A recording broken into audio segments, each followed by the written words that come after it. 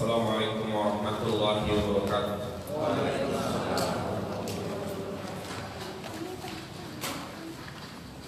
Alhamdulillah nahmaduhu wa nasta'inuhu wa nastaghfiruh wa na'udzu billahi min shururi anfusina wa min sayyiati a'malina may yahdihillahu fala mudilla lahu wa may yudlil fala hadiya lahu. Asyhadu an la ilaha illallah wahdahu la syarika lah wa asyhadu anna Muhammadan 'abduhu wa rasuluhu la nabiyya ba'dah. Allahumma shalli ala Muhammad wa ala ali Muhammad. Qala Allah ta'ala fil Qur'anil Karim, ya ayyuhalladzina amanu taqullaha wa qulu qawlan sadida yusrih lakum a'malakum wa yaghfir lakum dhunubakum wa may yuti'illaha wa rasulahu faqad faza fawzan 'azima. Wa qala an-nabiy sallallahu alaihi wasallam, fa inna asdaqal hadits kitabullah wa khairal hadi hadi Muhammadin sallallahu alaihi wasallam wa syarrul umuri muhdatsatuha fa inna kulla muhdatsatin bid'ah fa inna kulla bid'atin dhalalah wa kulla dhalalatin finnar. Amma ba'du, ayyuhal ikhwah, a'azzani Allahu wa iyyakum jami'an. Bapak Ibu yang dirahmati Allah Subhanahu wa taala, alhamdulillah segala puji bagi Allah. Kita panjatkan rasa syukur kita kepada Allah Subhanahu wa taala yang telah banyak memberikan nikmat dan karunia kepada kita semua, terutama nikmat sehat walafiat, nikmat taufik dan hidayah, dan juga nikmat di mana Allah Subhanahu wa taala masih memberikan semangat kepada kita semua untuk beribadah kepadanya. Inilah nikmat yang sangat besar, yaitu nikmat tatkala kita diberikan kemudahan untuk melakukan amal soleh, diberikan kemudahan untuk beribadah kepada Allah Subhanahu wa ta'ala. Karena memang inilah yang diperintahkan agar kita terus menerus beribadah, continue dalam melakukan amal soleh sampai datang yang namanya kematian. Allah Subhanahu wa ta'ala berfirman, wa'bud rabbaka hatta ya'tiyakal yaqin. Beribadalah kepada Rabbmu sampai datang yang namanya al-yaqin, yaitu al-maut, kematian. Nah, melanjutkan kajian kita yang membahas kitab Nawaqidul Islam, pembatal-pembatal keislaman, yang biasanya kita kaji di Sabtu pekan yang keberapa? Pekan yang ketiga. Karena biasanya di pekan pertama Ustaz Agung beliau tidak bisa lagi, ya, maka Sabtu pekan pertama kita akan lanjutkan kajian kita membahas kitab pembatal-pembatal keislaman. Jadi insyaallah pembatal-pembatal keislaman hari Sabtu ketiga, dan insyaallah Sabtu pertama kita selesaikan dulu tentang kitab ini. Nah, jamaah dirahmati Allah Subhanahu wa taala, terakhir kita jelaskan yaitu bahwa di antara pembatal keislaman itu orang yang menjadikan antara dirinya dengan Allah pelantar untuk meminta, baik itu meminta pertolongan atau juga meminta syafaat. Jelas apa yang sudah kita bahas ini bagian daripada bentuk kesyirikan. Karena kaidahnya dan juga prinsip dalam berdoa, prinsip kita dalam meminta, tidak perlu menjadikan sesuatu sebagai pelantara. Cukup kita langsung meminta kepada siapa? Allah Subhanahu wa ta'ala. Secara tegas Allah Subhanahu wa ta'ala mengatakan, wa qala rabbukum ud'uni astajib lakum. Wa qala rabbukum, Rabb kalian berkata, berdoalah kepadaku, niscaya akan aku ijabah doa kalian. Demikian pula Rasulullah berpesan, wa idza sa'alta fas'alillah. Apabila engkau meminta, maka mintalah langsung kepada Allah Subhanahu wa ta'ala. Jadi kita tidak perlu menjadikan sesuatu sebagai pelantara untuk menyampaikan doa kita. Seperti misalnya menjadikan orang yang sudah mati menjadi pelantara untuk menyampaikan doa kita.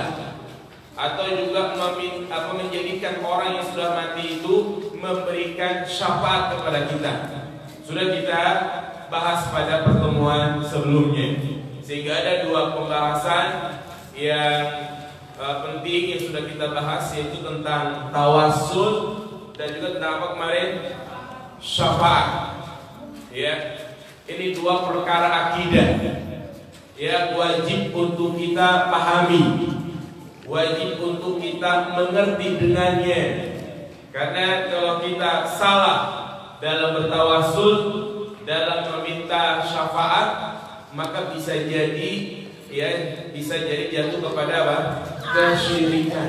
Yang tadinya itu adalah ibadah yang sangat mulia, ibadah yang sangat agung, berubah menjadi perbuatan yang sangat hina, yaitu syirik kepada Allah Subhanahu wa ta'ala. An-Naqidus Salis. Adapun pembahasan kita pada kesempatan kali ini, pembatal keislaman yang ketiga. Di kitab saya pembahasan An-Naqidus Salis. Ya, pembatal yang ketiga, man lam yukaffiril musyrikin aw syakka fi kufrihim aw sahhaha madhhabahum kafar. Man lam yukaffiril musyrikin, di antara pembatal keislaman yaitu orang yang tidak mengkafirkan orang-orang musyrik, yang tidak mengkafirkan orang-orang musyrik, orang-orang yang berbuat kesyirikan. Au syakka fi kufrihim, atau dia meragukan kekufurannya.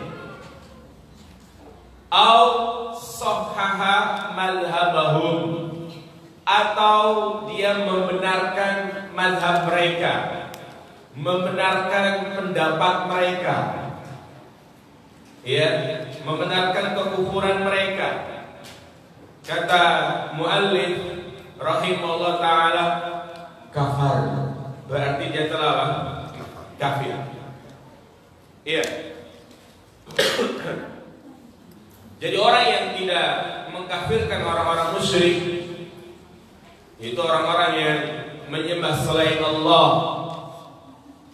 mereka yang beragama bukan dengan agama Islam, ya, yang tidak mengkafirkan orang Buddha, Hindu, orang Nasrani, orang Yahudi, maka dia juga kafir. Ya, di antara akidah Islam bahwa kita wajib mengkafirkan orang yang telah dikafirkan oleh Allah Subhanahu wa ta'ala. Orang-orang yang dikafirkan oleh Allah, maka kita wajib mengkafirkannya. Bahkan termasuk ya pembatal keislaman juga bukan hanya tidak mengkafirkan, tapi dia ragu-ragu juga. Ya, padahal jelas-jelas dia beragama Buddha misalnya, jelas-jelas dia beragama Hindu misalnya, dia ragu-ragu ini orang Muslim atau kafir, ragu-ragu dia. Atau juga dia membenarkan pendapat mereka di atas kekufuran, kafir. Dan poin ini, ya, dan memang pembatal-pembatal keislaman yang disebutkan oleh Syekh Muhammad bin Abdul Wahab yang jumlahnya ada 10 ini, ya, ini semuanya berkaitan dengan perkara akidah, dan ini semua telah disepakati oleh para ulama tentang kekufurannya. Artinya mereka yang terjatuh kepada 10 poin ini, dia betul-betul keluar dari Islam. Ya, jadi ijma para ulama. Demikian pula poin yang sedang kita bahas, sebagaimana dikatakan oleh Al-Imam Al-Qadi Iyad. Beliau mengatakan, walihada nukaffiru kulla man dana bi ghairi millatil muslimin. Oleh sebab itu, maka dari sini kami mengkafirkan setiap orang yang berada di atas agama selain agama Islam. Wa waqafa fihim, dan dia yang sejalan dengan mereka, artinya sejalan dengan agama selain Islam. Au syakka, atau ragu-ragu, au sahhaha madhhabahum, atau membenarkan pendapat mereka. Nah ini Al-Imam Qadiyat, imam besar, dia mengatakan seperti ini, ya, karena memang ini sudah menjadi akidah Islam yang telah disepakati oleh kaum muslimin. Dan memang perkara akidah itu semua disepakati, berbeda dengan perkara fikih yang terkadang, ya, dalam masalah cabang-cabang fikih itu ada perbedaan yang tidak sampai perbedaan itu mengeluarkan dari Islam. Berbeda dengan perkara akidah, itu banyak yang disepakati oleh para ulama, sehingga menyelisihi kesepakatan tersebut berarti dia telah keluar dari Islam. Nah, jamaah dirahmati Allah Subhanahu wa taala, perkara ini, ya, banyak kita dapati dari kelompok-kelompok yang mengatasnamakan Islam. Maka inilah salah satu sebab pentingnya kita membahas kitab ini, jemaah. Pembatal-pembatal keislaman, agar kita mengenal kelompok-kelompok yang mengatasnamakan Islam padahal dia bukan Islam. Walaupun mereka berdalil dengan Al-Quran wa Sunnah, tapi tidak menjadikan dalil tersebut, ya, sebagai hujjah dari pemahaman mereka. Justru pada dalil-dalil yang mereka pakai itu membantah pendapat mereka sendiri. Alangkah bagusnya apa yang dikatakan oleh Syekhul Islam Ibn Taimiyah. Beliau mengatakan, tidak ada dalil yang digunakan oleh ahlul bid'ah wal ahwa, oleh kelompok-kelompok sesat yang mengatasnamakan Islam, melainkan di dalam dalil itu sendiri yang mereka pegang, dalil itu sendiri menjadi bantahan buat pendapat mereka. Paham gak maksudnya? Jadi semua dalil yang mereka jadikan untuk mendukung pendapatnya, ya, itu justru membantah mereka sendiri. Nah, di antara kelompok yang ada di negeri kita, ya, yang jelas kelompok ini adalah kelompok yang kafir. Kita wajib mengkafirkan karena jelas kekufurannya, ya, yaitu sesuai dengan poin yang ketiga ini, itu kelompok jin, jaringan iblis laknatullah. Walaupun mereka menamakan jaringan Islam liberal, ya, sebutan jaringan Islam liberal tidak pantas disematkan kepada mereka. Kenapa? Karena Islam adalah agama yang mengajarkan untuk tunduk dan patuh. Itulah Islam. Islam mengajarkan kita untuk taslim secara sempurna. Apapun yang disampaikan oleh Allah Subhanahu wa taala, maka kita wajib membenarkan. Apapun yang diperintahkan oleh Allah dan Rasulnya, maka kita wajib sami'na wa ata'na. Fala wa rabbika la yu'minuna hatta yuhaqqimuka fima shajara bainahum thumma la yajidu fi anfusihim harajan mimma qadaita wa yusallimu taslima. Tidak demi Rabb, mereka tidak dikatakan beriman sampai mereka menjadikanmu ya Muhammad sebagai hakim, dan mereka tidak merasa keberatan dalam hati mereka. Wa yusallimu taslima, dan mereka berserah diri dengan sempurna. Itulah prinsip yang diajarkan di dalam Islam. Tunduk, patuh. Sedangkan jil mengajarkan kepada pengikutnya untuk apa? Membangkang, untuk membantah, untuk melawan, bukan untuk tunduk. Banyak pemikir mereka yang justru membantah Al-Quran. Ya, amin.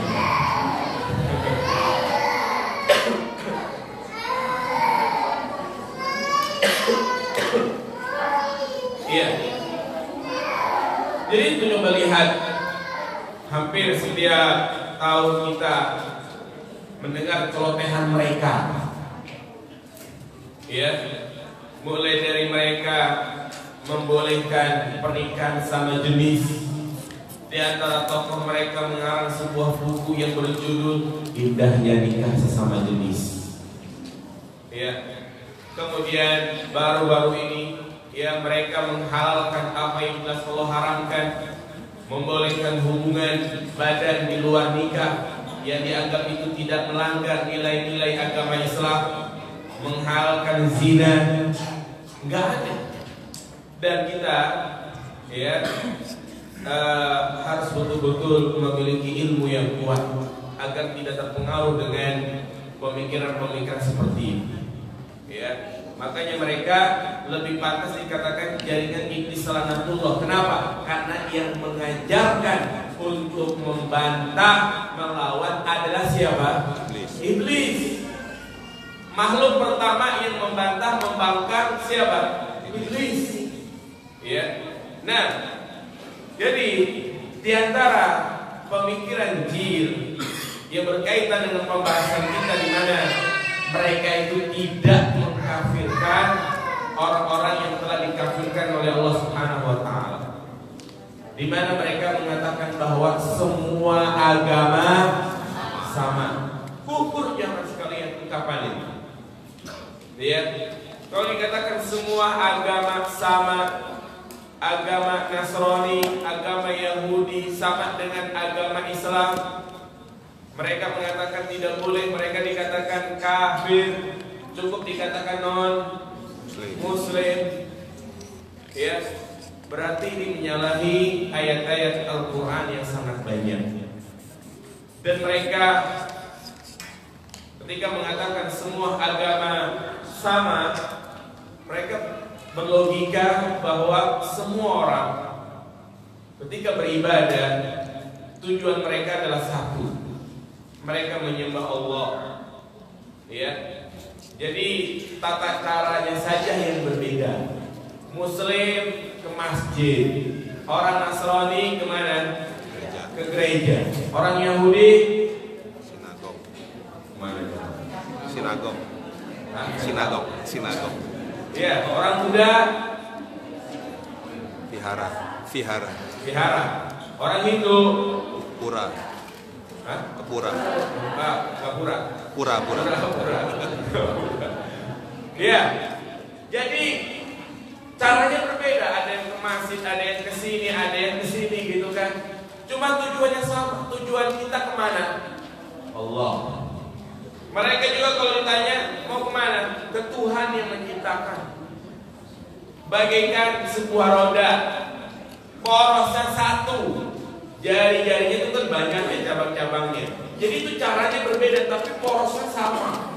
Demikian pula orang dalam beragama, kata mereka seperti itu. Caranya berbeda, tapi tujuannya sama.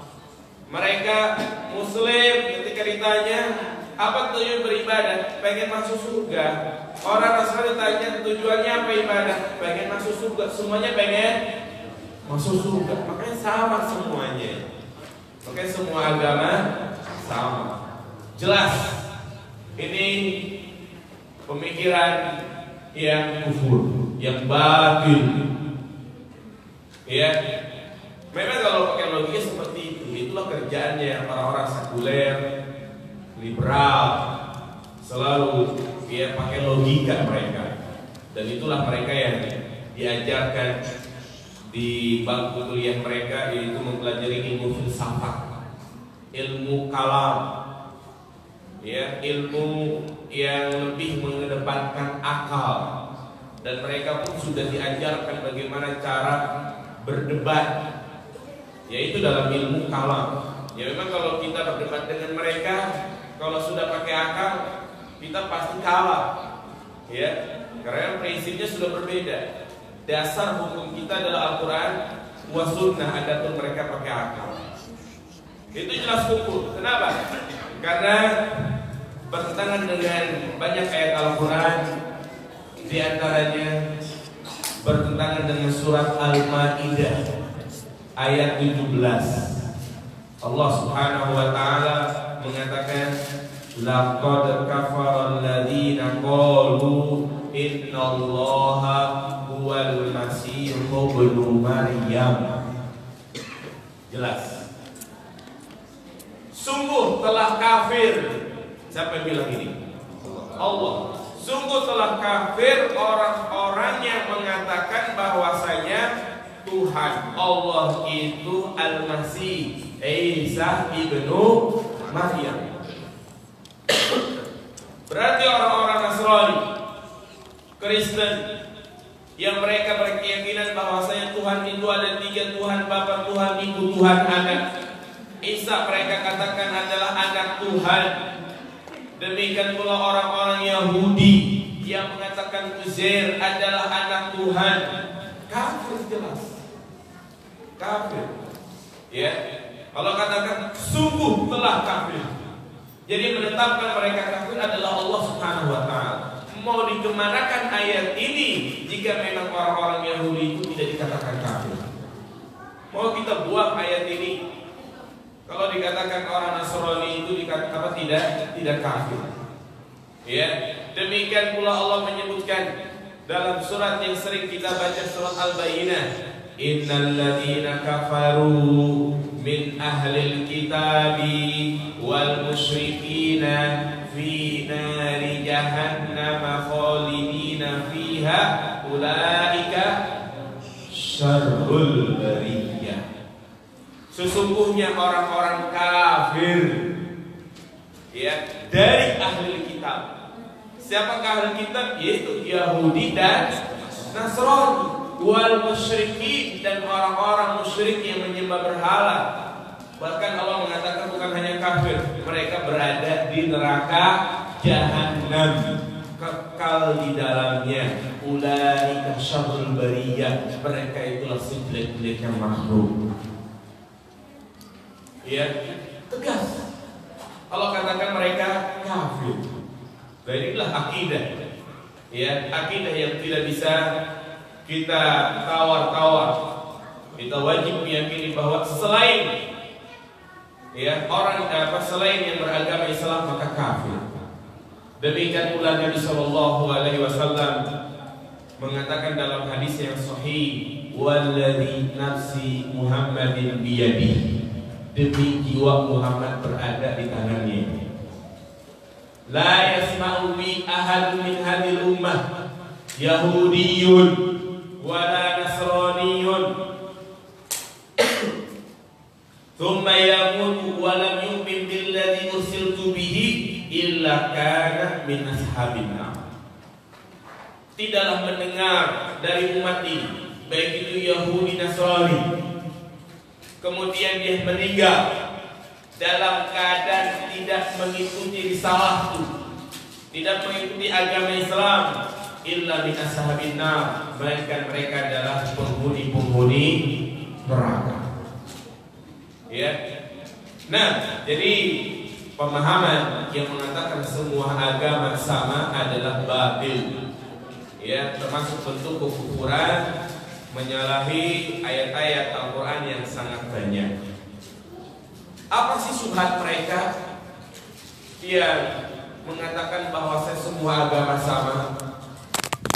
Jadi, ya itulah yang sering saya sampaikan bahwa semua kelompok sesat yang mengatasnamakan Islam, ya mereka juga memiliki apa? Dalil. Mereka punya dalil, jemaah. Jil ketika mengatakan semua agama sama punya dalil. Kalau tadi kita sudah sampaikan pakai logika mereka, ya kan?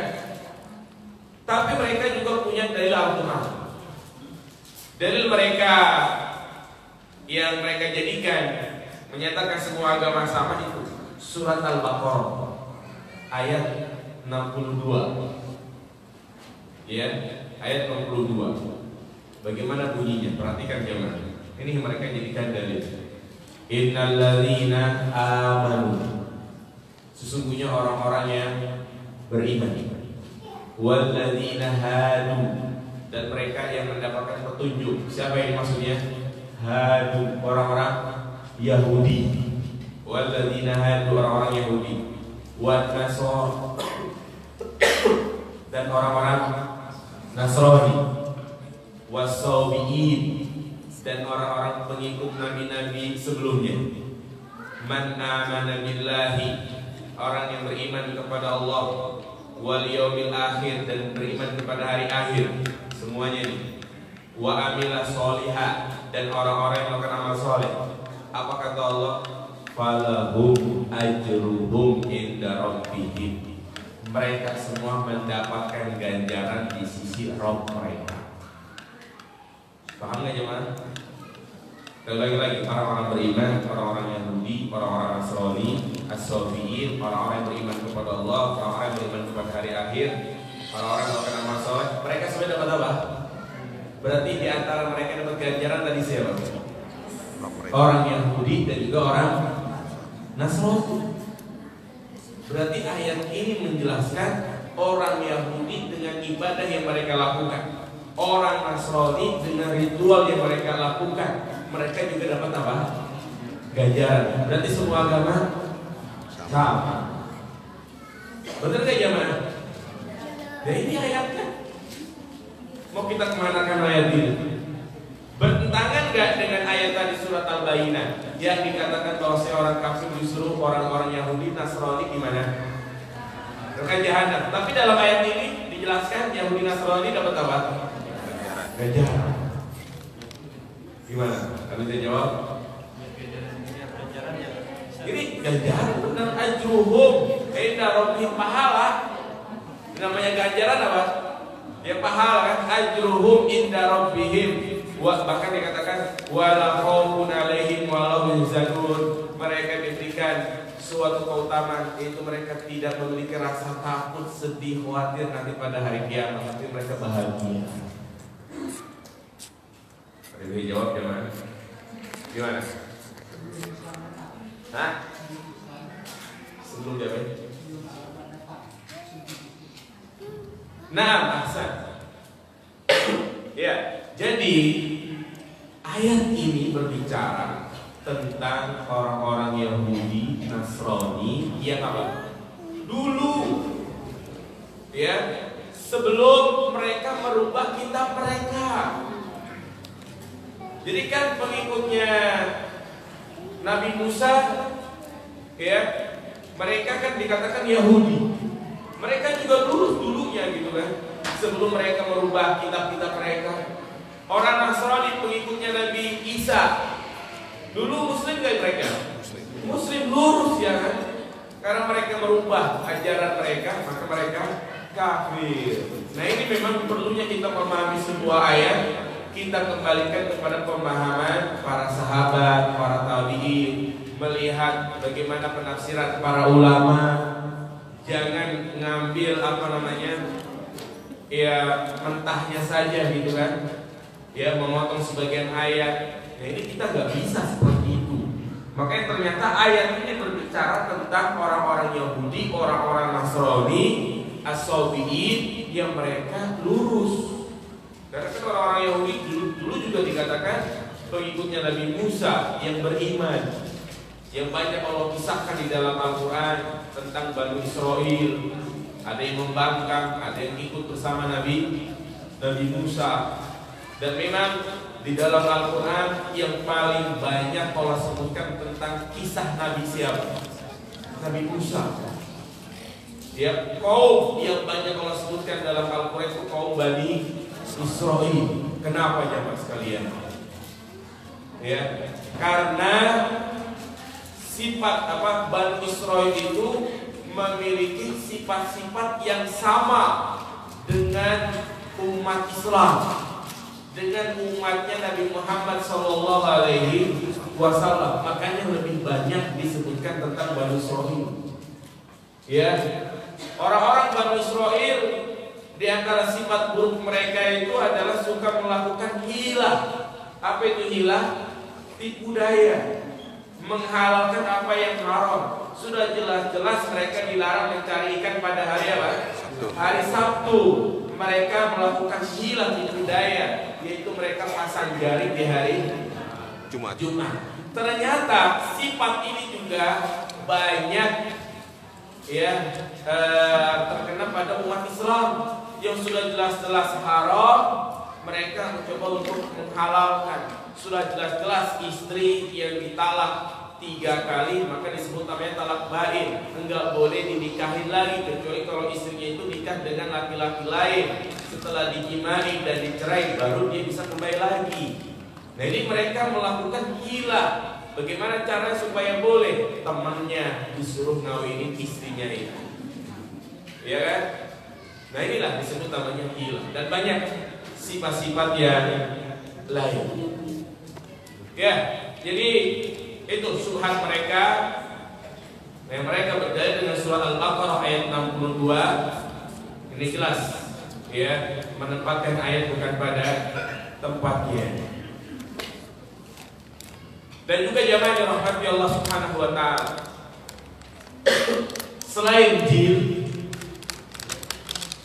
di antara kelompok yang mereka tidak mengkafirkan orang-orang musyrik, tidak mengkafirkan orang-orang yang telah dikafirkan oleh Allah adalah kelompok wihdatul wujud, manunggali kaula Gusti.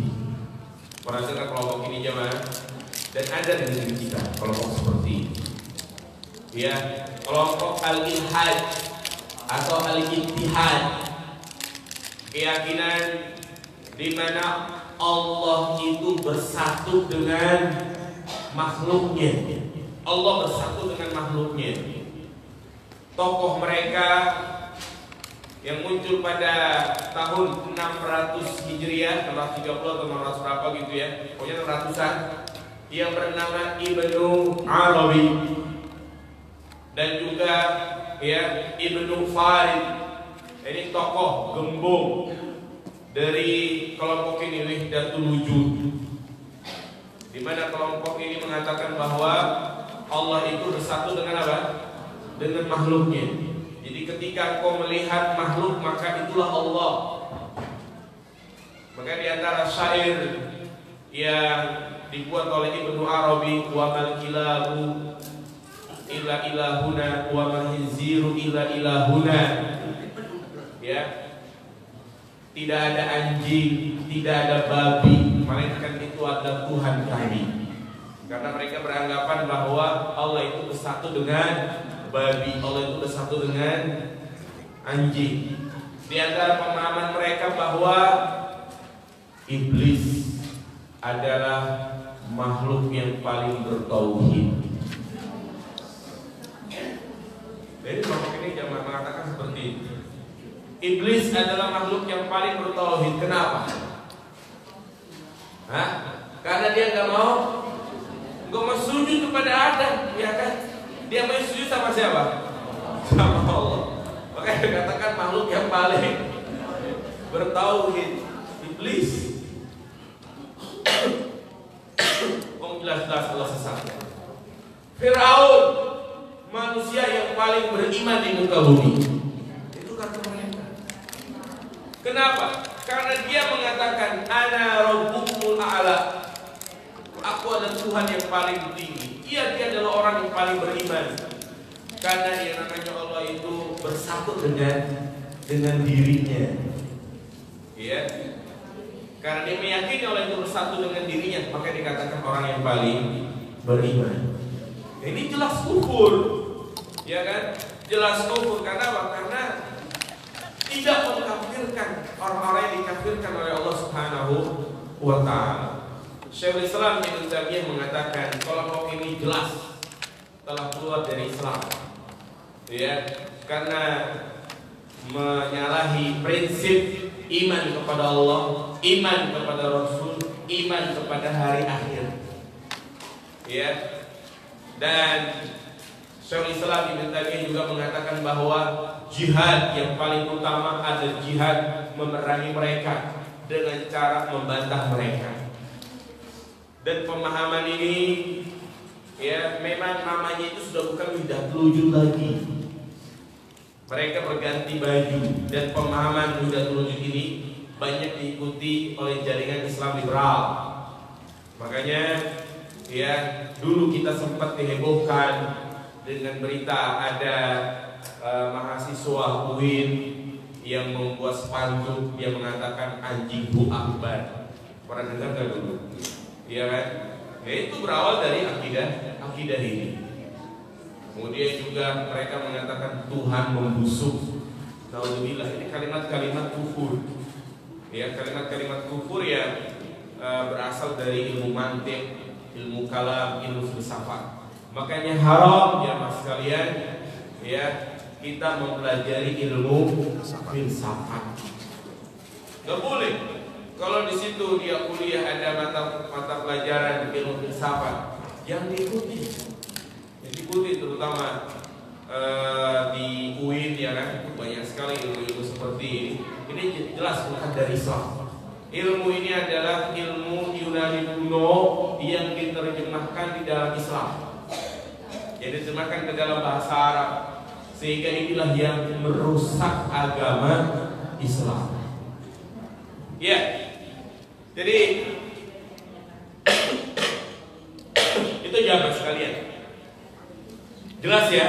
Jadi dua kelompok yang mereka termasuk dalam pembahasan kita ini yang tidak mengkafirkan orang-orang musyrik, yaitu kelompok apa tadi?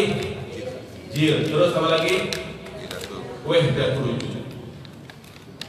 Selanjutnya, kenapa orang yang tidak mengkafirkan orang musyrik itu kafir? Alasannya kenapa? Kenapa orang yang tidak mengkafirkan orang musyrik itu kafir?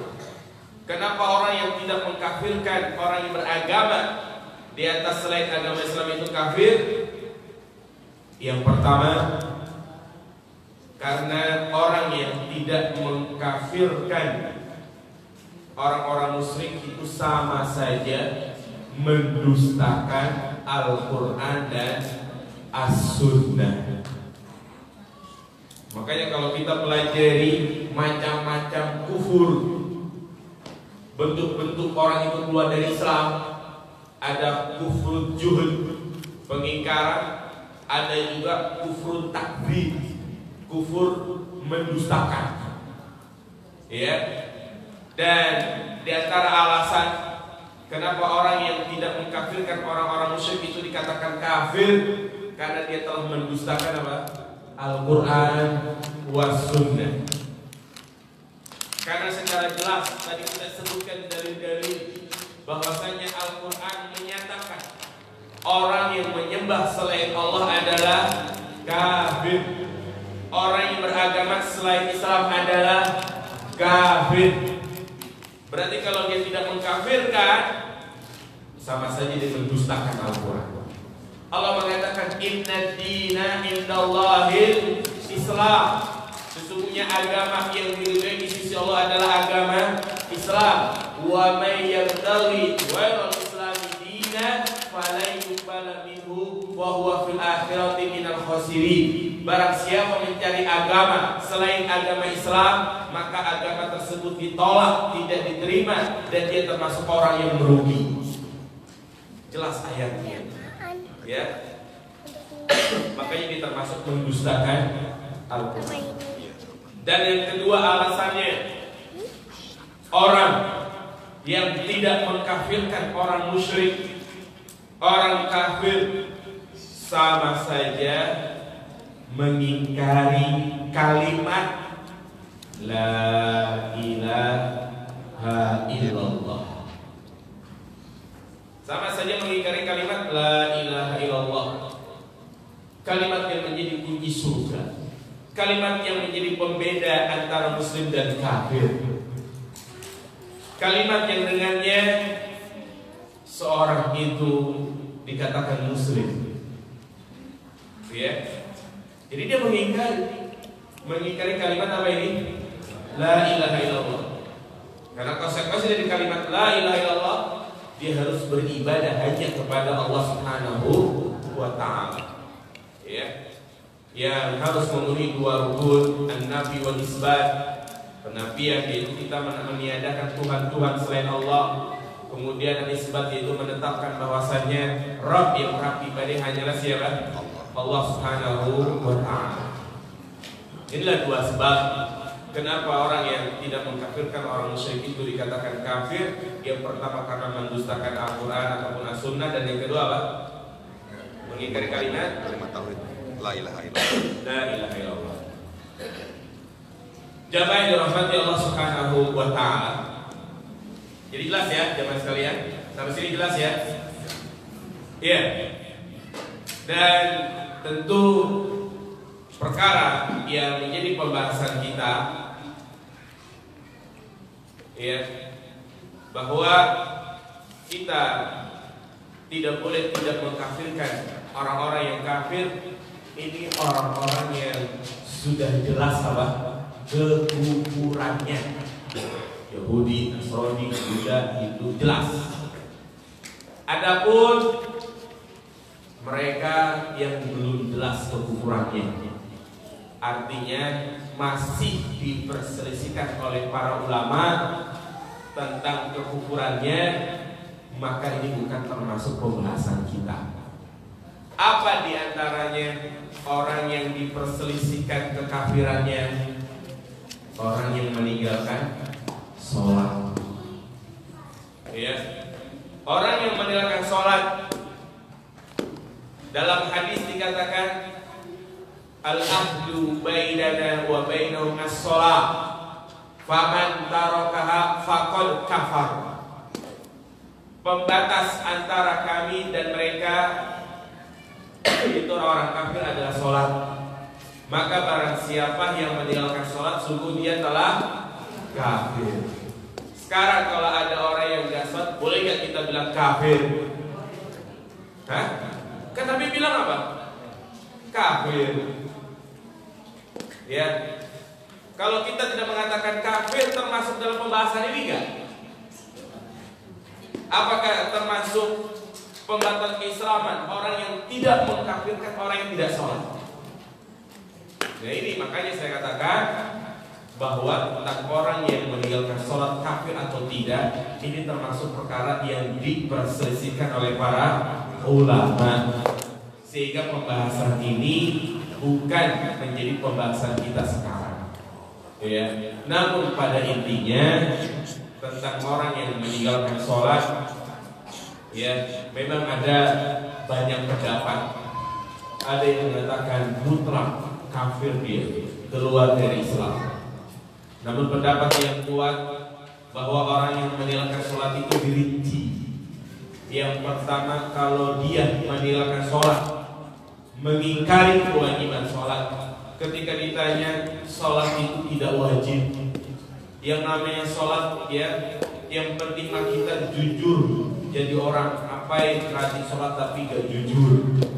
Beragama itu mah sholat gak penting. Yang penting kita jadi orang baik. Atau sholat itu yang penting eling kaula Gusti, ingat sama siapa? Sama Allah, seperti orang-orang Kejawen. Maka ketika dia meyakini sholat itu tidak wajib, berarti dia baru dikatakan apa? Kafir. Ya. Kemudian yang kedua, kalau dia sholatnya malas-malasan, ogah-ogahan, sholat rajin pas tanggal 1 karena baru gajian. Tapi kalau sudah tanggal 25, 27, 30 malas-malasan. Kenapa? Ya, maka orang seperti ini kalau dia masih meyakini sholat itu wajib, dia tidak kafir. Tapi dia telah terjatuh dalam dosa yang sangat besar. Bahkan ada sebagian ulama mengatakan harus dibunuh orang yang tidak sholat, karena meninggalkan sholat adalah dosa besar yang paling besar setelah kesyirikan. Dosa besar yang paling besar dari dosa membunuh, berzina. Ya, ada pula yang mengatakan harus ta'zir, harus dipukul. Ya, makanya ancaman orang yang tidak sholat itu sangat dahsyat. Di antaranya mereka akan diceburkan ke dalam neraka Sakor, ya, dikumpulkan bersama Firaun, Haman, Qarun. Nah itu, ya, jadi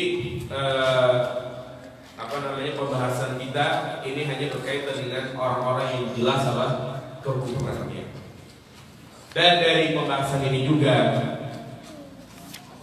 ya, kita ambil suatu faedah bahwa kita tidak boleh mengkafirkan orang-orang, tidak boleh mengkafirkan orang-orang yang tidak dikafirkan oleh Allah Subhanahu wa ta'ala. Sekali lagi, dalam pembahasan ini juga kita dapat ambil faedah, kita tidak boleh sembarangan mengkafirkan orang-orang yang tidak dikafirkan oleh Allah Subhanahu wa ta'ala.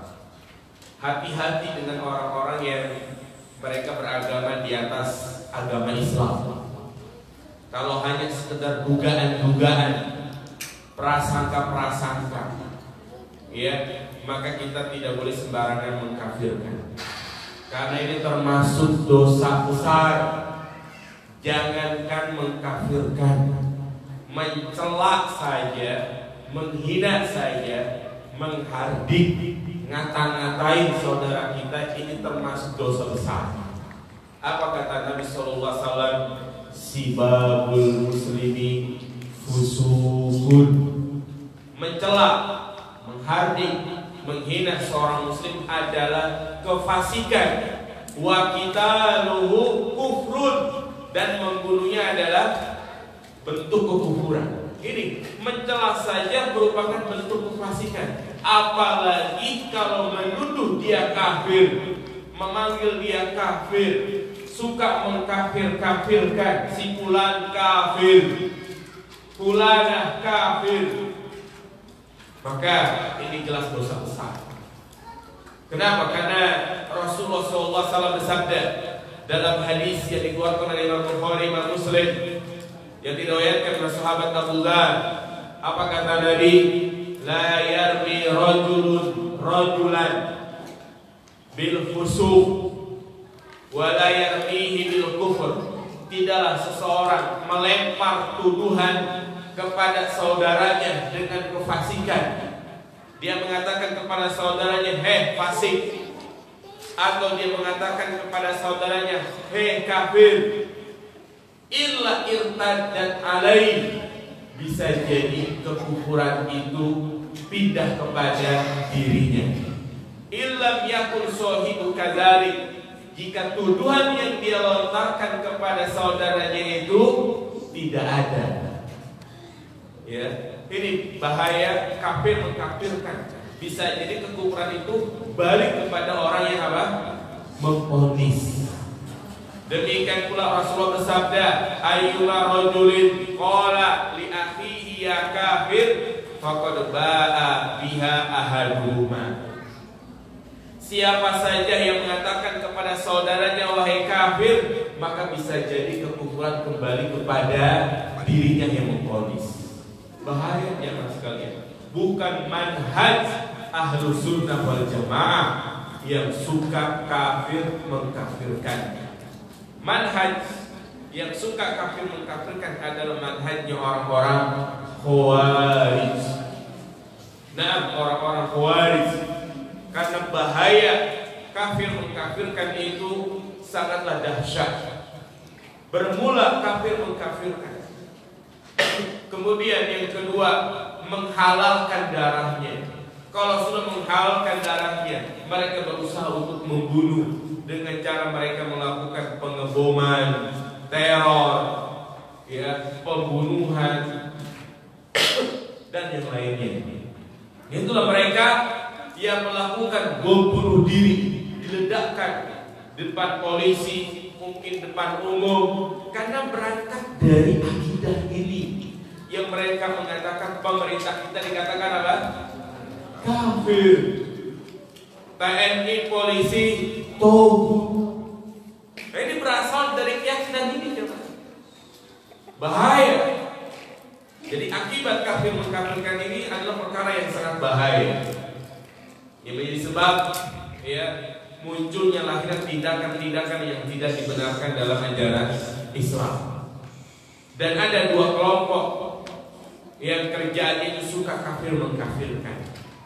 Ya, kalau tadi sudah kita bahas kelompok yang tidak mau mengkafirkan, siapa jemaah tadi? Jadi satu lagi siapa? Tidak tuduh. Sekarang kita bahas kelompok yang kerjaannya suka apa? Kafir mengkafirkan. Siapa di antara kelompok yang suka kafir mengkafirkan? Syiah. Syiah Ar-Rafidah. Yang pemahaman Syiah ini berasal dari orang Yahudi. Siapa dia? Abdullah bin Sabah, yang menjadi perusak ajaran Islam. Ya, Abdullah bin Sabah, di mana orang-orang Syiah mereka mengkafirkan orang-orang yang dimuliakan oleh Allah Subhanahu wa taala. Di antara akidah mereka, dan ini tertulis dalam kitab-kitab mereka, bahwa semua sahabat sepeninggal Nabi SAW semuanya murtad, kecuali Ali, Miqdad bin Aswad, Abu Dzar, Salman Al-Farisi. Selain itu murtad. Itu kata mereka. Ya, karena mereka mendukung kekhilafahan siapa? Abu Bakar, Umar, Utsman. Mereka yang mendukung, menyepakati bahwasanya khalifah setelah Rasulullah adalah Abu Bakar, kafir kata mereka. Itu orang-orang Syiah.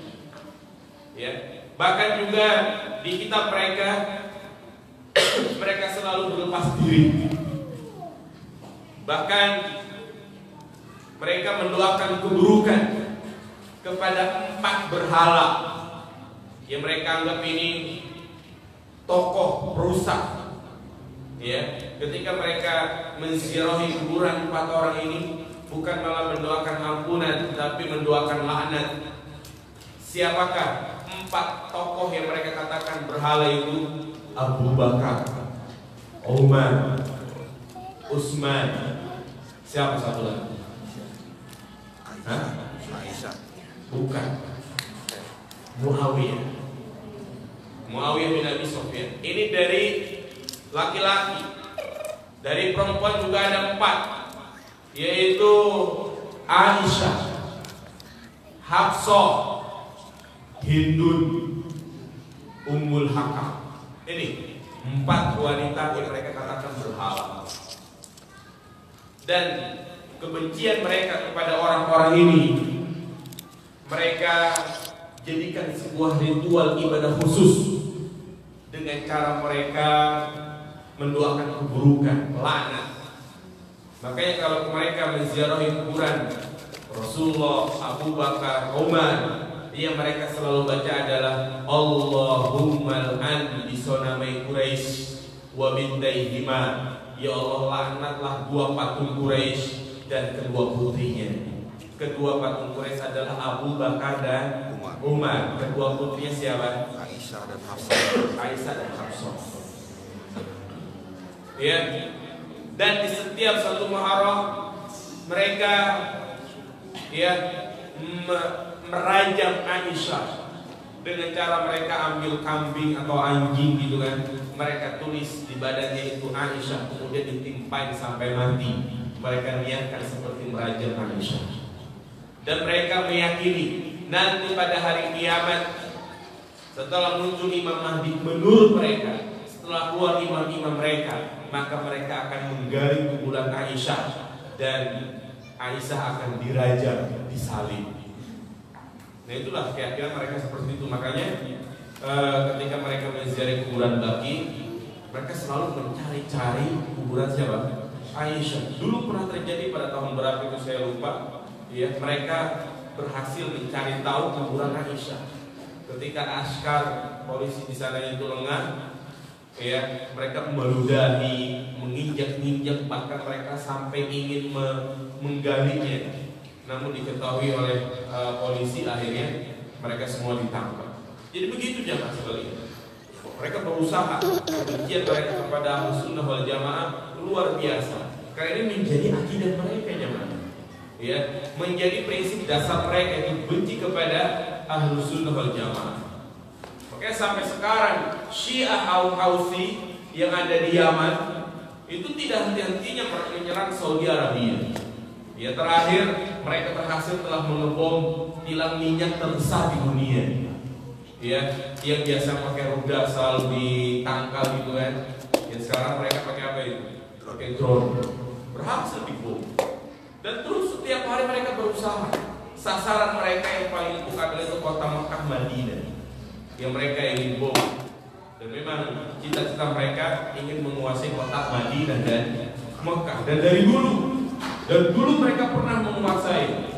Syiah Fatimiyah yang berasal dari Bahrain dulu pernah mencuri Hajar Aswad. 20 tahun Ka'bah tanpa Hajar Aswad dicuri sama orang-orang Syiah Fatimiyah.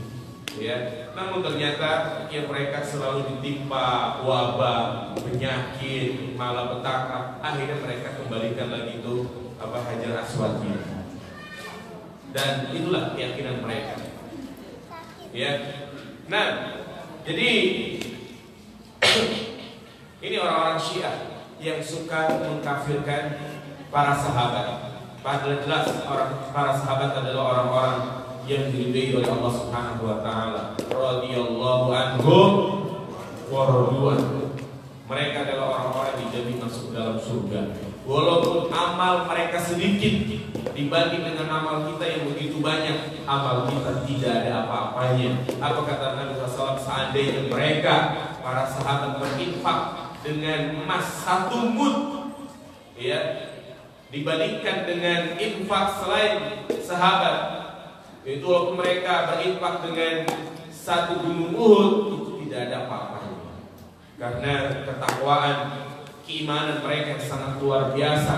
bagaimana kesabaran mereka menghadapi ujian yang bertubi-tubi dalam rangka untuk mempertahankan iman kepada Allah Subhanahu wa Ta'ala. Kemudian kelompok yang kedua yang suka kafir mengkafirkan, yaitu kelompok Khawarij. Kelompok Khawarij yang mereka nanti di neraka akan menjadi anjing-anjing neraka, dan di akhir zaman mereka akan menjadi pengikut-pengikutnya Dajjal. Nabi mengatakan hum syarrul khalqi wal khaliqah. Mereka adalah sejelek-jeleknya, seburuk-buruknya manusia yang ada di muka bumi ini, yang selalu menimbulkan fitnah. Tuba liman qatalahum aw qataluh, maka berbahagialah bagi dia yang dibunuh oleh orang-orang Khawarij atau mereka yang membunuh orang-orang Khawarij. Memang di zaman sekarang nggak ada yang mau disebut sebagai apa? Khawarij, nggak ada yang mau. Tetapi kalau pemikirannya sama, hakikatnya sama, maka tetap itu dikatakan Khawarij. Di antara benih-benih Khawarij adalah suka kafir mengkafirkan. Ya. Polisi dianggap kafir, pemimpin dianggap kafir karena tidak berhukum dengan hukum Al-Quran. Maka hati-hati dengan ya kelompok-kelompok seperti ini yang suka kafir mengkafirkan. Yang Nabi SAW mengatakan hum kilabuna, mereka adalah anjing neraka. Ya. Jadi itu ya dua kelompok yang suka kafir mengkafirkan. Makanya Ahlus Sunnah wal Jamaah berada di tengah-tengah. Dan Ahlus Sunnah wal Jamaah memiliki kaidah-kaidah khusus dalam masalah kafir mengkafirkan. Nah, ini perlu dicatat kaidah-kaidahnya. Di antara kaidah-kaidah kafir mengkafirkan menurut Ahlus Sunnah wal Jamaah, yang pertama, bahwa kafir mengkafirkan adalah hukum syariat. Ya, kafir mengkafirkan adalah hukum syariat. Yang namanya hukum syariat harus berasal dari mana? Al-Quran wa Sunnah. Iya. Nah, jadi kafir mengkafirkan adalah hukum syariat dan hak murni bagi Allah. Jadi mengatakan fulan kafir, ya, itu hak murni bagi Allah, bukan hak perorangan, bukan hak paguyuban, bukan hak kelompok-kelompok tertentu. Karena memang kafir mengkafirkan ini bukan mengikuti hawa nafsu, bukan mengikuti keinginan, tapi ini berdasarkan wahyu Allah Subhanahu wa Ta'ala. Ya, ini jadi kita nggak boleh main-main. Nasrani, orang-orang Nasrani, orang-orang Yahudi, orang-orang yang berada di atas agama Kristen, Katolik, itu jelas kafir. Karena memang apa? Allah Subhanahu wa Ta'ala sudah mengatakan seperti itu. Ya.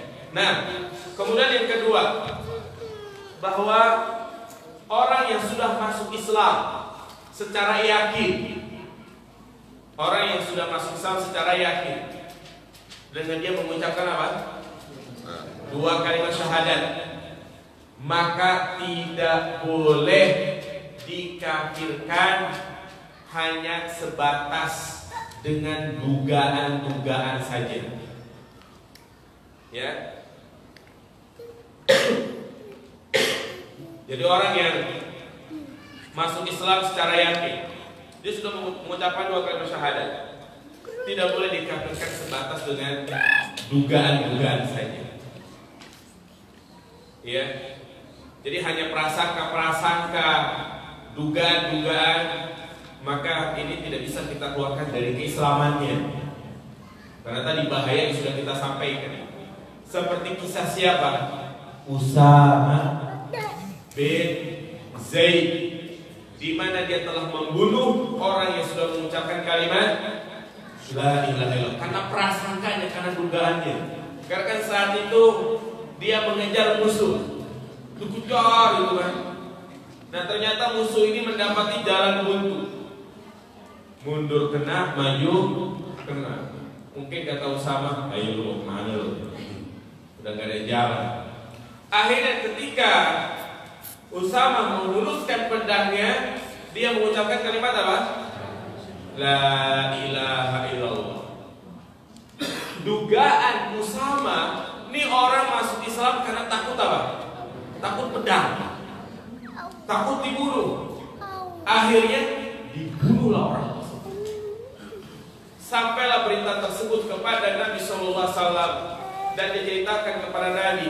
Dan Nabi bertanya, apakah orang itu mengucapkan kalimat la ilaha illallah? Na'am ya Rasulullah. Apa kata Nabi? Ya, dan dia beralasan, aku membunuhnya karena aku menduga dia mengucapkan kalimat itu karena takut pedangmu. Kata Nabi, ya, kenapa engkau tidak bedah saja hatinya, biar engkau tahu bagaimana maksud hatinya. Dan Nabi terus berulang-ulang seperti itu. Ya, dan Nabi marah kepada Usama saat itu. Makanya sampai Usama ya tidak ikut pada perang Siffin, pada perang Jamal, karena kita tahu kedua peperangan tersebut fitnah yang terjadi di tengah-tengah kaum muslimin. Dia khawatir membunuh seorang muslim.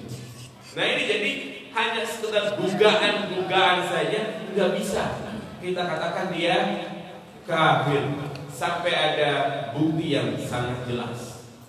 Ini kaidah yang kedua. Yang ketiga,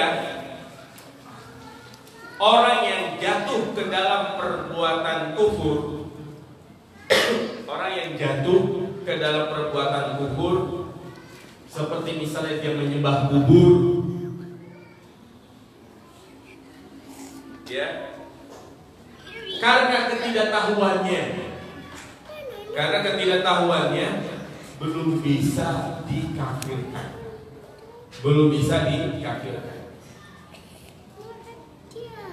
Sampai ditegakkan padanya hujjah,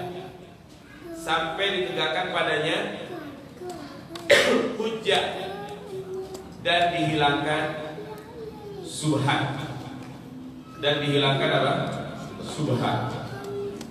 Iya. Jadi kan terkadang kita dapati ada orang yang menyembah kubur, jelas ini kesyirikan ya kan. Tapi kita nggak boleh serta-merta mengatakan bahwa simpulan itu kafir dia. Kenapa? Karena bisa jadi dia menyembah kubur itu karena dia tidak tahu. Karena sejak kecil dia hidup di tengah-tengah ya seperti itu kebiasaannya. Tapi tetap kewajiban kita untuk apa? Mendakwahi. Kalau dia menolak, ya ini udah urusan dia, artinya dia tidak menentang hujjah, ya. Dan ini pun masih perkara-perkara yang berat untuk dikatakan kafir. Jadi pada intinya orang yang terjatuh kepada kekufuran, dia melakukan praktek-praktek kufur yang apabila dia tidak tahu, maka kita tidak bisa mengatakan dia kafir. Kemudian kaidah yang terakhir, yang keempat, harus dibedakan antara takfir mutlak dan takfir muayyan. Harus dibedakan antara apa? Takfir mutlak dan takfir muayyan.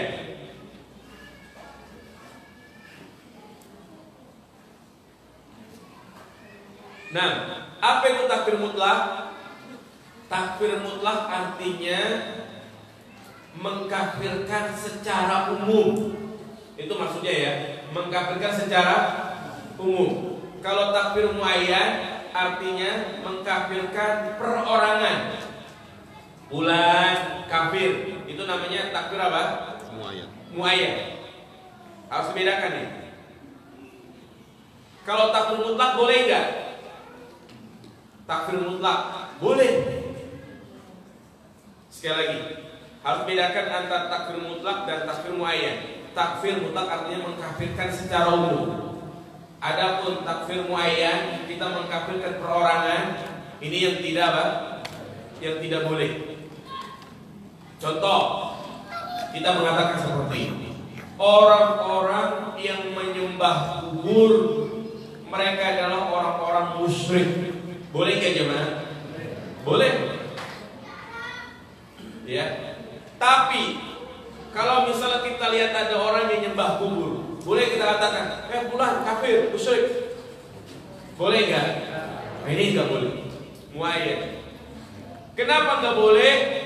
Karena bisa jadi dia menyembah kubur karena dia tidak tahu. Ya, seperti dalam sebuah hadis, ada seorang yang berpesan sebelum meninggal, yang dia ucapannya ini seakan-akan meragukan tentang kemampuan Allah. Dia mengatakan, seandainya aku mati nanti, maka bakar. Habis dibakar, kumpulkan debunya. Kemudian habis itu buang ke laut sampai tidak tersisa sama sekali. Ya, kalau memang Allah mampu, kata dia, kalau memang Allah mampu, Allah akan mengazabku dengan azab yang tidak pernah dirasakan oleh seorang. Dalam hal ini dia meragukan Allah itu mampu untuk untuk mengembalikan seperti semula. Dan ternyata dia pun meninggal dan dijalankan wasiat itu. Ya. Dan Allah Subhanahu wa taala bertanya, "Kenapa kamu lakukan itu?" Dia menjawab, "Karena aku takut kepadamu ya Allah." Ya, alasannya apa? Karena aku takut kepadamu ya Allah. Nah ini, dan Allah mengampuni dia. Ya, dan Allah mengampuni dia karena dia meragukan dan dianggap Allah itu maha mampu untuk melakukan itu. Dan dia melakukan itu semua karena dia takut kepada Allah. Niatnya bagus tapi caranya apa? Yang salah, dan Allah ampuni dosa-dosanya. Dan ini menjadi suatu faedah bahwa terkadang orang itu terjatuh kepada kesalahan. Dia anggap itu adalah cara untuk mendekatkan diri kepada Allah, padahal salah. Ya, jadi ini intinya kafir mengkafirkan adalah masalah yang berat. Ya, apalagi konsekuensi dari kafir itu sangatlah berat. Kalau orang itu dikatakan kafir, non muslim, bukan Islam, maka konsekuensinya sangat banyak. Di antaranya kita tidak boleh mencintai dia, menanamkan kebencian kepada dia. Kita harus menanamkan kebencian. Ya, karena prinsip dasar Islam apa kata Allah? Muhammadur Rasulullah walladzina ma'ahu asyidda'u 'alal kufar ruhama'u bainahum. Dalam surat Al-Haq ayat 29. Muhammad Rasulullah dan orang-orang yang beriman bersamanya keras kepada siapa? Orang kafir, menanamkan kebencian. Adapun sesama muslim berkasih sayang, berlemah lembut. Di zaman sekarang sangat disayangkan. Muslim bertentangan dengan ayat ini. Ya, sebagian kaum muslimin di mana mereka loyalitas cinta kepada orang kafir, gerejanya diapain? Didarahi. Giliran kajian dibubarin. Ya, muslim dibilang radikal. Nah, ini seperti itu, dituduh teroris. Orang yang cadar dibilang teroris dan yang lainnya. Nah, ini jelas bertentangan dengan ayat ini. Mereka dengan orang kafir bermesra-mesraan, menjalin hubungan, ya, toleransi yang kebablasan. Ini sangat disayangkan di zaman sekarang. Justru, ya, Allah tegaskan asyidda 'alal kufar. Kita gak boleh mesra-mesraan dengan mereka, berloyalitas dengan mereka. Bukan berarti Islam itu intoleran, bukan zaman sekali. Ya, kita harus pahami pengertian toleransi itu. Toleransi itu bukan kita ikut nimbrung ke dalam ritual mereka, bukan. Toleransi dalam beragama, udah kita biarkan mereka beragama. Jangan usik dia, jangan ganggu dia, biarin dia beragama. Ya. Tapi bukan berarti kita ikut-ikutan ke gereja sampai buat film gitu kan. Ke gereja lain. Dan muncul dari sini juga statement lebih baik pemimpin kafir yang adil, jujur daripada muslim yang korup. Ini kalimat yang batil bukan jemaah? Batil. Emang muslim yang jujur kagak ada? Banyak. Ya. Nah ini jadi konsekuensinya kalau dikatakan kafir kita wajib untuk membencinya, tidak boleh loyalitas. Kemudian kalau dikatakan kafir, kalau dia mati disolatin enggak? Enggak. Perlu dikabarin? Enggak. Dimandikan?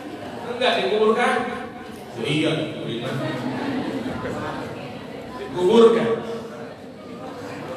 Mau bau, dikuburin. Tapi dikuburkan di mana mereka? Dikuburkan bersama orang-orang kafir. Makanya kuburan itu harus dibedakan. Kalau kita berjalan di pemakaman kaum muslimin, baca doa. Assalamualaikum ya ahlal diyar minal mu'minina wal mu'minat wal muslimina wal muslimat wa inna insyaallah bikum lalahiqun nas'alullah al-afiyah nas'alullakum wa lakumul afiyah. Kita doakan kalau kita berjalan di kuburan umat Islam. Tapi kalau kita berjalan di kuburan orang kafir, apa kita baca? Apa yang kita baca di mana? Nyumpahin masuk neraka aja mas kalian. Apa kata Nabi SAW kepada seorang Arab Badui yang dia bertanya, bagaimana aku melewati kubur orang kafir? Apa kata Nabi? Idza mararta bi kubril kafir fabashshirhum bin nar. Apabila kau melewati kuburan orang kafir, maka kabarkanlah kepada mereka tentang neraka. Apa kata orang Arab Badui? Ini PR buat aku. Setiap aku melewati kuburan orang kafir, neraka. Seperti itu jamaah sekalian. Kalau kuburan siapa? Orang kafir. Kalau memang jelas meninggal dalam keadaan kubur. Nah itu. Jadi makanya harus dibedakan, kalau dicampur.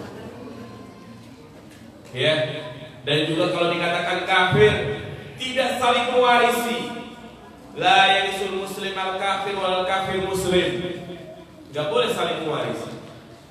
Walaupun anaknya kaya raya, bapaknya kafir, bapaknya nggak dapat. Bapaknya kaya raya, kafir, anaknya muslim, dapat ya? Enggak dapat. Ya, jadi tidak bisa saling mewarisi. Dan juga tidak boleh menikahi jadi wali. Bahkan juga tidak boleh wanita muslim menikah dengan laki-laki kafir. Bahkan dalam pernikahan jika salah satunya ada yang murtad, maka cerai secara otomatis. Walaupun istrinya nggak mau diceraikan, walaupun suaminya nggak mau menceraikan, tetap secara otomatis bisa. Ya. Nah, dan juga tidak boleh mendoakan kebaikan. Tidak boleh. Ya, misalnya pas takziah boleh nggak? Boleh. Tapi nggak boleh pas takziah. Semoga amal ibadah keluarga bapak diterima. Semoga amal ibadah lain ya diterima di sisi Allah. Nah, ini nggak boleh seperti itu. Nah itulah dikatakan konsekuensi kalau dia apa? Kafir. Ya, cukup jamaah sekalian. Jadi intinya poin yang pertama termasuk pembatalan keislaman yaitu tidak mengkafirkan orang-orang musyrik atau meragukan atau membenarkan pendapat mereka. Dan tadi sudah kita sebutkan ya, kelompok ini adalah kelompok siapa tadi? Jil dan Wihdatul Wujud. Kemudian kebalikan kelompok yang suka mengkafirkan siapa tadi? Iya.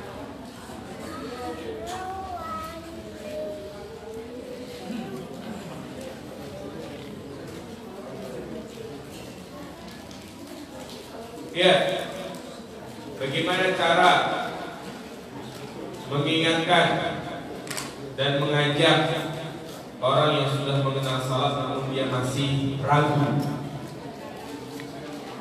Ya, mungkin banyak ya metode-metode, cara-cara agar dia lebih yakin lagi. Yang pertama, Waalaikumsalam. Mau pulang ya?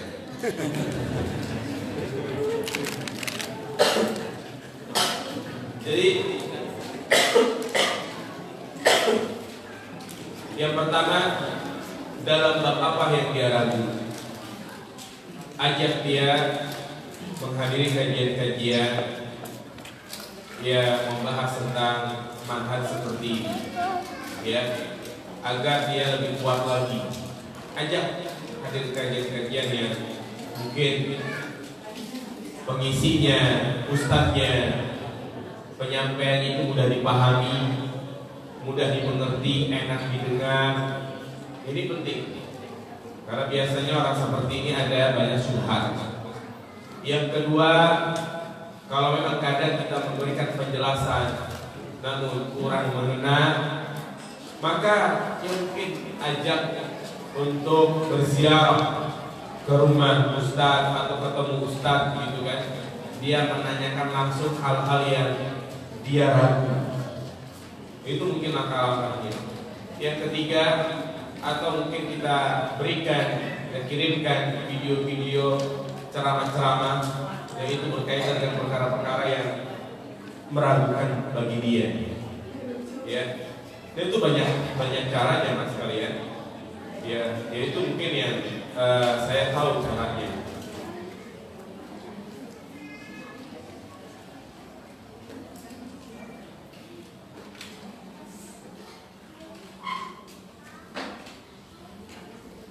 Iya, tadi dikatakan pahala para sahabat dibandingkan kita sekarang jauh lebih besar. Pahala untuk para sahabat. Bagaimana dengan riwayat? Jika kita saat ini mengamalkan sunnah, pahalanya 50 kali lipat dari para sahabat. Mohon penjelasannya. Ya, jamaah sekalian. Hadis tentang bahwasanya orang yang mengamalkan sunnah di akhir zaman, yang tentu ujiannya itu sangat berat, maka pahalanya itu 50 kali lipat dari para sahabat. Kata-kata 50 kali lipat di sini ya bukan berarti menunjukkan kita itu, misalnya kita yang mengamalkan itu ya, bukan berarti orang yang mengamalkan sunnah di akhir zaman itu mereka lebih mulia dari para sahabat. Tidak. Ini hanya sekedar keutamaan, menjelaskan tentang keutamaan dia, keutamaan amalan yang dia lakukan. Ya, bukan menunjukkan dia itu lebih apa? Lebih mulia. Beda. Sama seperti kita katakan orang yang sholat berjamaah, sholat subuh berjamaah, kemudian dia membaca Al-Quran, berzikir sampai matahari terbit sedikit ombak, dia kerjakan sholat 2 rakaat. Pahalanya seperti apa? Haji dan umroh. Apakah kita mencukupkan dengan seperti ini, gak perlu umroh?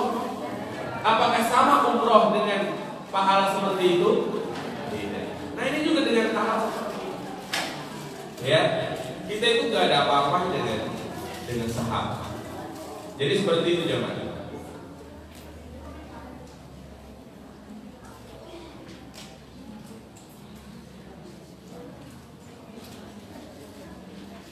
Boleh diulang doa jika kita melewati kuburan kaum muslimin. Assalamualaikum ya ahlan diyar. Jadi kalau mau ditulis kata kuncinya, tulis di Google. Assalamualaikum ya ahlan diyar. Ya, minal mu'minina wal mu'minat wal muslimina wal muslimat wa inna insyaallah bikum lalahikun. Nas'alullaha lana wa lakumul afiyah. Itu doa yang isinya mendoakan keselamatan kepada penghuni kubur agar mereka mendapatkan rahmat.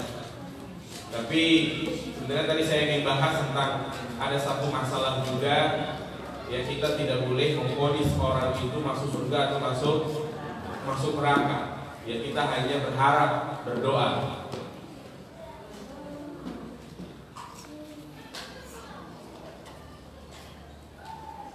Bagaimana cara menyanggah perkataan seorang yang sudah murtad mengatakan Allah tidak mungkin menciptakan manusia untuk disiksa di neraka? Ya, Allah tidak mungkin. Bagaimana dikatakan tidak mungkin ya? Artinya Allah itu maha bisa melakukan sesuatu. Ya, makanya yang harus dipahami bahwa kita tinggal di dunia ini adalah sebagai darul ibtila, ujian. Ya.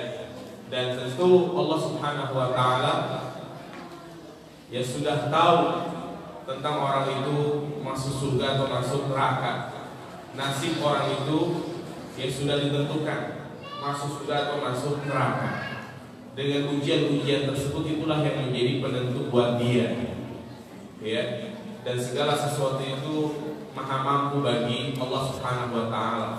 Justru ini adalah keadilan Allah Subhanahu wa taala, ada yang masuk surga dan juga ada yang masuk neraka.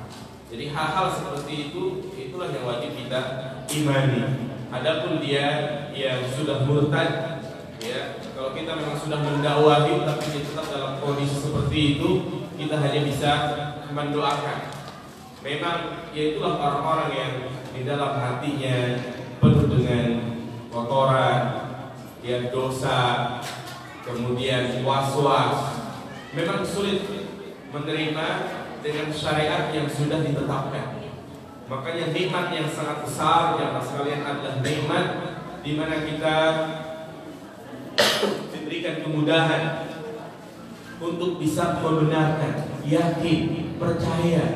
Karena memang dalam Islam itu kuncinya hanya al-iman, percaya, yakin. Ya walaupun kita tidak pernah melihat, walaupun kita tidak pernah tidak pernah menyaksikan tentang adanya alam kubur, surga, neraka, itu pada prinsipnya kita hanya apa? Mengimani. Ya. Maka hilangkan keraguan-keraguan, was-was yang terkadang di benak kita berpikir, emang ada surga ya?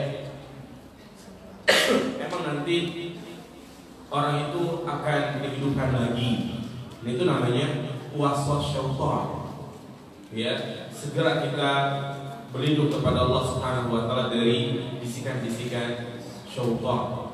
Penyakit was-was kuncinya adalah kita jangan ambil pusing, jangan dihiraukan.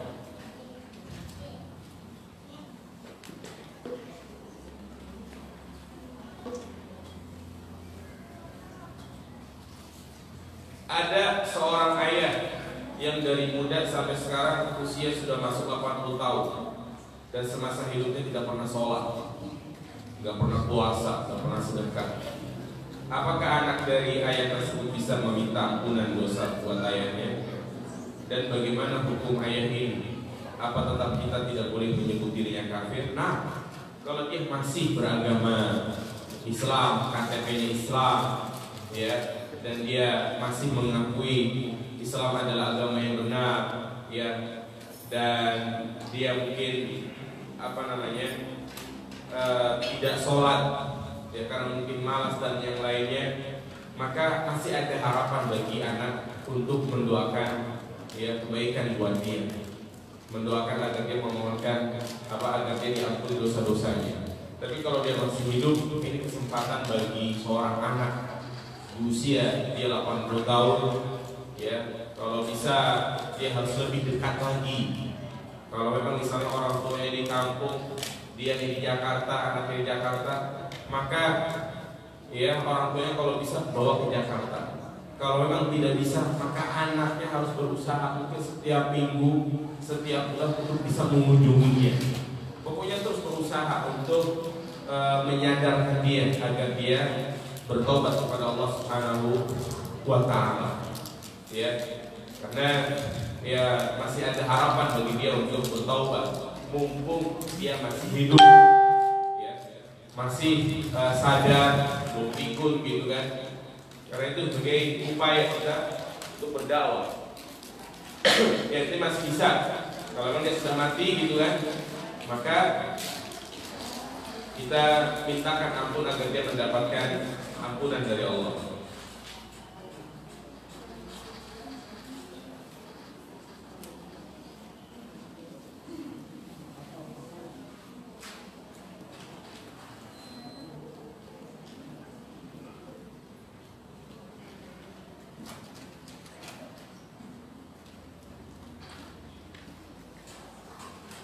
Iya, sekarang lagi viral pembahasan di pemerintah untuk larangan menggunakan apa? Cadar. Iya. Tapi yang saya dengar, dia melarang cadar itu bukan karena Islam melarang cadar, dia tidak membawa nama-nama agama. Tapi yang dia sampaikan itu ya karena memang dia seorang pegawai gitu kan, masuk kantor harus membuka wajahnya. Bahkan yang pakai helm pun harus apa? Membuka wajahnya. Nah, kita tahu bahwa hukum cadar sunnah, sedangkan mematuhi pemimpin pemerintah adalah wajib. Jadi kalau aturan itu benar-benar disarikan, bagaimana? Kalau memang itu disahkan ya, kalau itu disahkan bagaimana sikap kita? Iya. Rasulullah mengatakan taat kepada pemerintah, ya ini sudah menjadi akidah kita, yaitu wajib ya. Namun tentunya as-sam'u wa tha'ah, yang mendengar dan taat kepada pemimpin dalam perkara-perkara yang sifatnya bukan maksiat. Ya, memang kalau secara hukum cadar itu ada yang mengatakan wajib, ada yang mengatakan sunnah. Namun dikatakan kita tidak boleh taat kepada pemimpin dalam perkara maksiat, itu perkara-perkara yang menyelisihi syariat. Ya, makanya dalam masalah seperti ini, kalau memang dia beranggapan cadar itu adalah wajib, dia boleh untuk tidak mentaati. Ya, makanya jika terus mendapatkan pertentangan dan yang lainnya, maka solusinya adalah wanita tersebut harus apa? Resign. Dan itu fitrah, harus fitrah sebagai wanita. Ya, fitrah wanita itu bukan bekerja di luar, tapi Allah mengatakan waqarna fi buyutikunna. Jadi wanita itu tempat tinggal di mana? Di rumah. Jadi kalau ada aturan seperti itu dan dia meyakini cadar itu ada suatu keharusan yang harus dipakai, maka dia apa? Resign. Tapi kalau dia beranggapan sunnah, yang namanya sunnah, ya kan, tidak wajib, ya, maka dia boleh untuk apa namanya melepasnya dan tidak berdosa dalam masalah ini. Wallahu a'lam.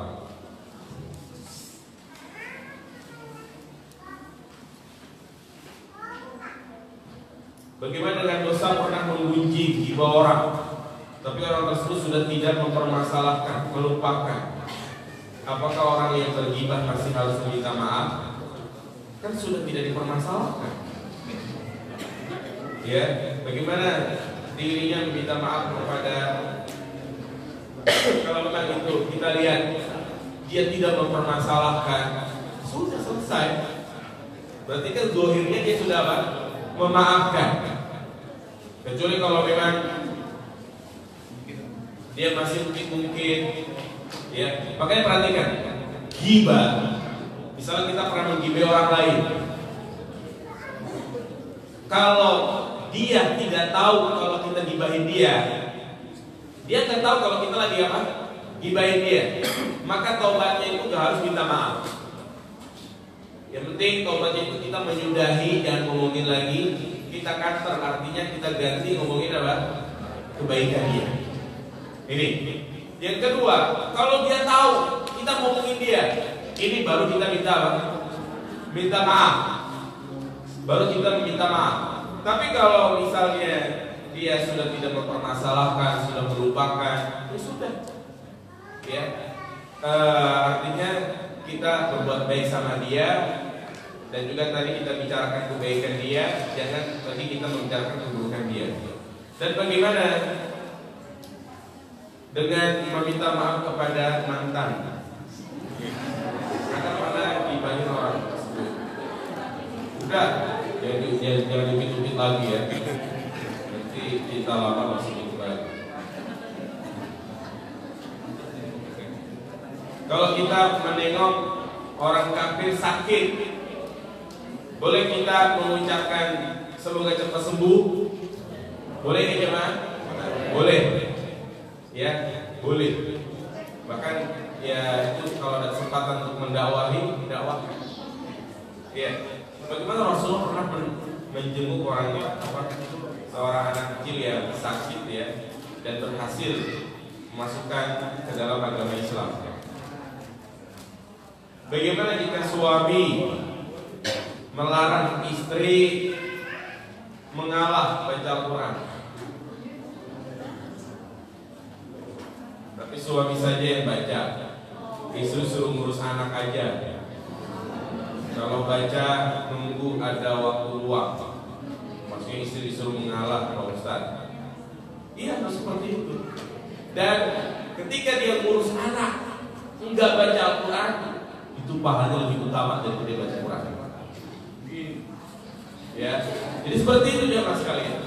Jadi istri udah, saya aja yang baca Al-Quran kata suami itu, kamu ngurus anak, ya, maka pahalanya itu lebih utama daripada dia baca Al-Quran tapi kagak ngurus anak. Karena ngurus anak kewajiban, baca Al-Quran sifatnya hanya sunnah. Ya misalnya baca soal kahfi, dia kalau baca soal kahfi misalnya, ya anaknya nggak kurus, nggak ada yang mandiin, nggak ada yang numpahin, ya kan? Maka ya kalau dia baca Quran sampai melalaikan kewajiban itu, bukan mendapat pahala tapi dapat apa? Dosa. Ya. Dan cukup suaminya yang baca, istrinya apa? Sambil ngomong anak ngedengerin. Ya, amin aja Bapak ya. Ya, demikian. Semoga kajian ini bermanfaat. Berarti selanjutnya pembahasan kesamaan yang berapa? Apa yang keempat ya, Pak? Yang keempat, man i'taqada anna ghairal hadi nabi akmal min hadihi. Barang siapa yang bersikap bahwasanya selain petunjuk Nabi itu lebih sempurna daripada petunjuk Nabi. Nanti kita akan bahas.